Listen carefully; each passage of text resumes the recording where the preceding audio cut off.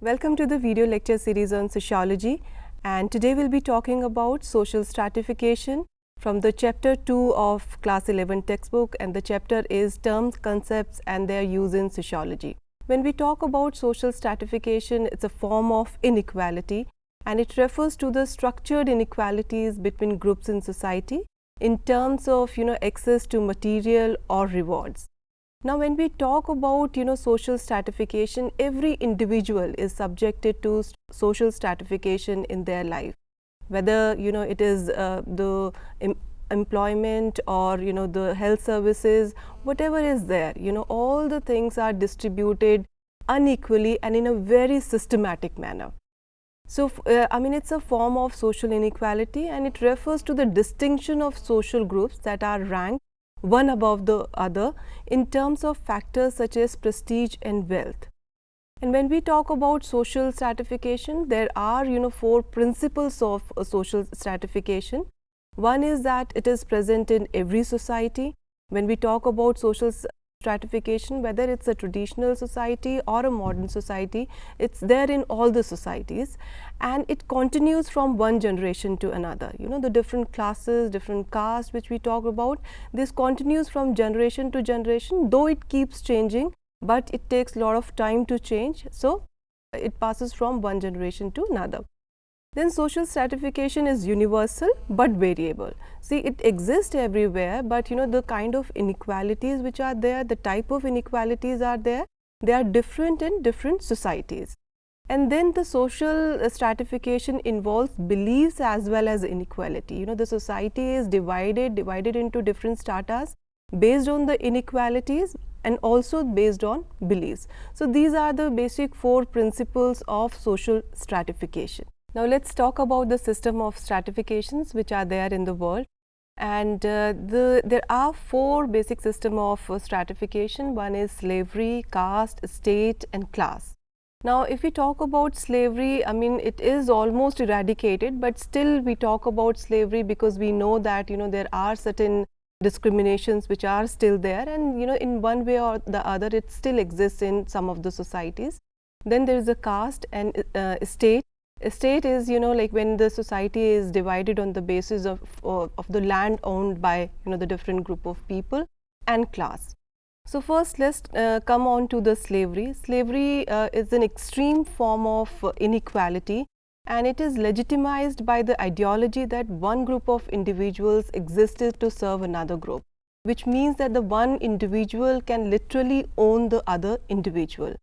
And if we talk about slavery, it existed sporadically at many times at many places. Now, the 2 examples of slavery at different point of time in history, one is the ancient Greece and Rome, and other one is the southern states of USA in 18th and 19th century. Now, there was a difference between the kind of slavery which was there in ancient Greece and Rome and also in the southern states of USA. As a formal institution, the slavery right now, it's not there, it has been eradicated. There were a number of issues and there were a number of movements related to that, but still in one form or the other it still exists in the different societies. Now, let's come on to the second system of stratification, that is caste. In caste stratification system, individuals' position totally depends on the status attributes ascribed by birth. And this is a very rigid and closed stratification system in the world, and here the position and status of a person is determined by the birth.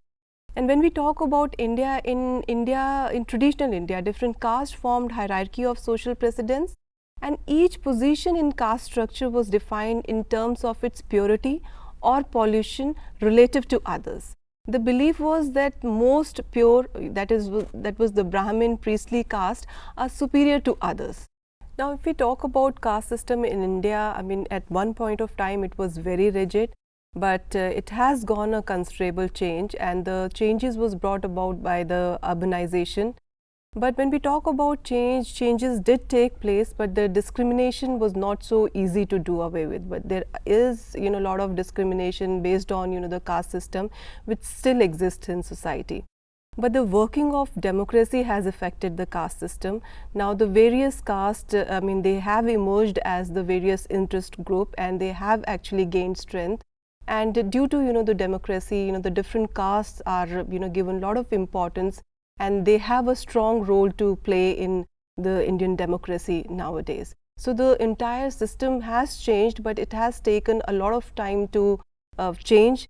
And it is changing, as we said, when we talk about sociology, nothing is static. When we talk about society, nothing is static, and it keeps evolving. Now let's come on to the class system and the class system of stratification. When we talk about this type of stratification, it's more open and social mobility can occur. Social mobility means that the movement from one class to another class, which is not there in the caste system, or which is very difficult in the caste system. When we talk about classes, there is a chance that the individual can move from one class to another. So which says that there is a possibility of social mobility.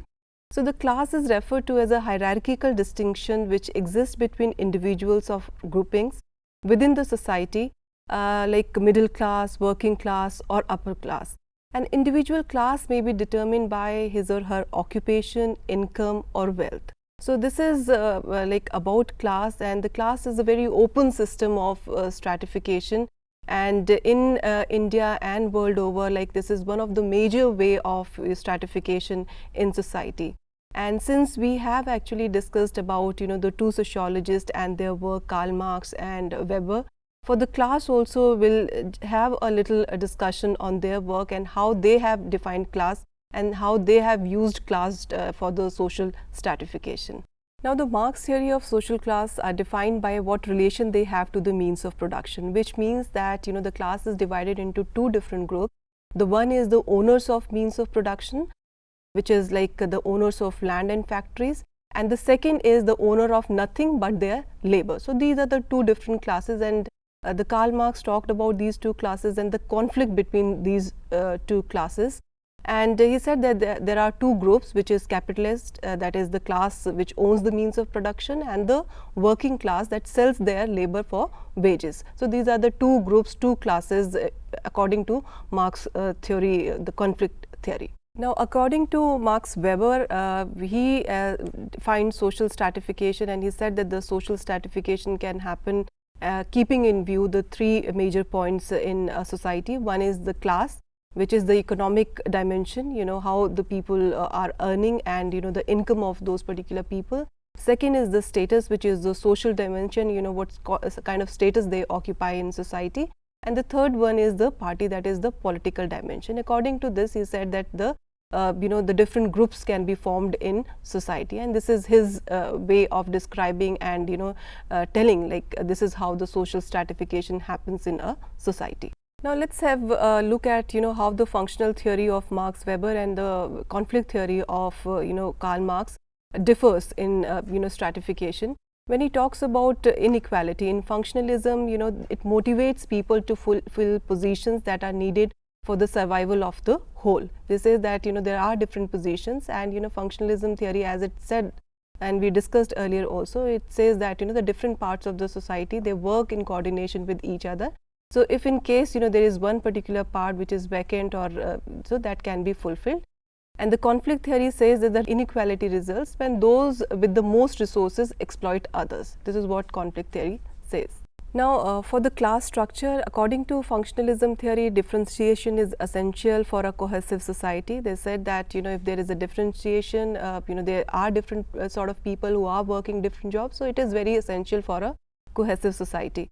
And the conflict theory says that the different groups struggle over resources and compete for social advantage. This is the difference between the functionalism theory and the conflict theory as far as the class structure is concerned. Now let's talk about status and role. Now these status and role, these are the twin concepts, and they are many a times used interchangeably. Now when we talk about status, it's a position in a society or in a group. Now status is a special position with defined rights and duties assigned to these positions. For example, when we talk about mother, right, the mother has certain roles and responsibilities, she has certain prerogatives. So we can say that it's a one particular status in a society. When we talk about role, role is very dynamic and it's a behavioral aspect of status. Role is something which you play and the status is something which you occupy in a society. Now, status is an institutionalized role. It is a role that has become regularized, standardized and formalized in the society at large or in any of the specific association or society. Now, if we talk about status in traditional society and modern society, what is the difference? When we talk about traditional societies, these are the smaller societies, simpler societies. So, in those societies, there were very few kinds of status were there. But when we talk about the modern societies, there are number of status. We actually as an individual occupy different types of status at different point of time. So, which means that any individual at any point of time, they occupy multiple status, the different status, the status as a mother, father, grandparents, status as a student, teachers, these are the different status and the status we occupy, and these are the multiple status. I mean, it's not that at one point of time we'll have only a one status as one particular person. And this multiple status is known as the status set. This is what we call status set. And there is another concept and another term which is status sequence. Now, what exactly is status sequence? Status sequence is like when we talk about a role of an individual as a child, as a son, as a father, as a grandfather. So, what is happening here? That the status is changing, but it is changing sequentially. So, we call it a status sequence. And when we talk about status, there are ascribed status, and we talked about this in caste also, because ascribed status are the status which are there by birth, and it are actually assumed involuntarily, like we don't have any control over this, which includes the caste, race, age, it just happens, right?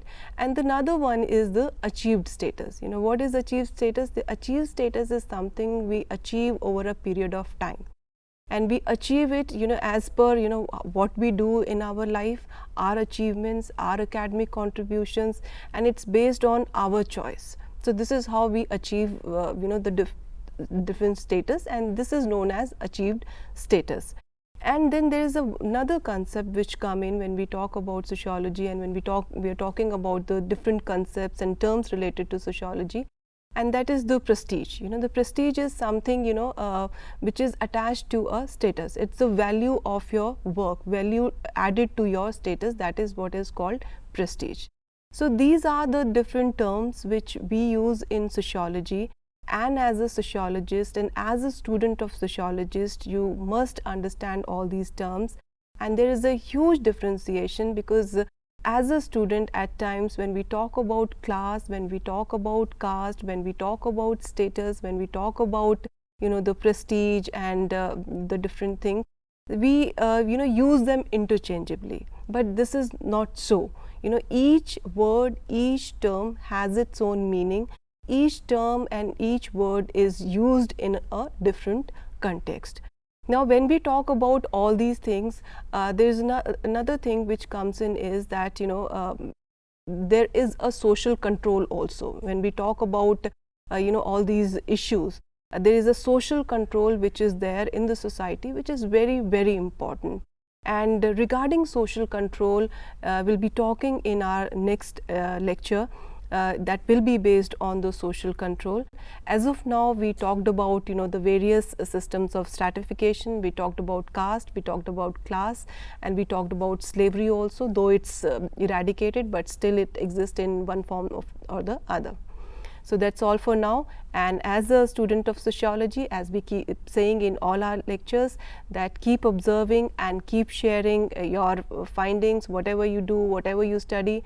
And if you want to initiate any debate, you can always share your observations on the Google group which we have created for you. Thank you very much.